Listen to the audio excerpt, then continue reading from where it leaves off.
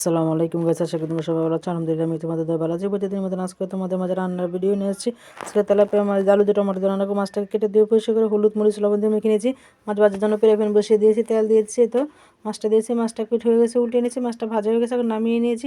মাছ রান্নার জন্য আমি এই যে 4টা কই মাছও ভেজে নিয়েছি আমার ছেলের জন্য। এটা বিলের কই মাছ, তোমার আগে যে বিলে মাছ ধরেছি আবারও মাছ ধরেছি, এই মাছটা ভেজে দিয়েছি। তো দেখো পেঁয়াজ কাঁচামরিচ ভালো করে ভেজে নিয়েছি। এখন দিয়ে দিচ্ছি আদা রসুনের পেস্ট, দিয়ে দেবো 1 চামচ হলুদের ফাঁকি, 1 চামচ মরিচের ফাঁকি, কারণ আলু একদমই অল্প, বেশি না, অল্প পরিমাণ মতন লবণ দিয়ে দিচ্ছি, ভালো করে কষিয়ে নিচ্ছি।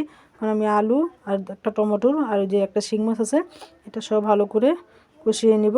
এটাও কুতুম বিলের মাছই, তোমার একটা শিং মাছ আর 4টা কই মাছ এক ভাইয়া ধরেছে, আমার ছেলেকে দিয়েছে, ছেলের জন্য আর কি কই মাছটা ভেজে নিয়েছি। আর এই দেখো জলের পানি সহ মাছ সহ একসাথে দিয়ে দিচ্ছি, 2টা টমেটো আবার দিয়ে দিয়েছি।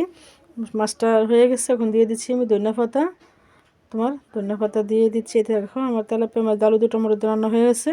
রান্নার রেসিপি যদি তোমার ভালো লাগে লাইক কমেন্ট শেয়ার করো। আল্লাহ হাফেজ।